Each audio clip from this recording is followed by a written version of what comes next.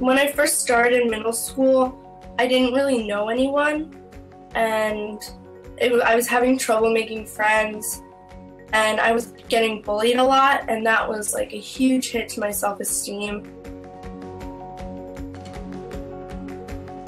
I feel like everyone deserves to have like a good self-confidence. Everyone deserves to love themselves.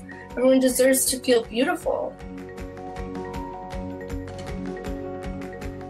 I invented the cosmic cuties, which are basically these species of like aliens who are made up of space dust, and they stand for like body acceptance and self-love and self-confidence. I created them first as just little sketches in my notebook, but they sort of evolved into a zine, which I now create every month.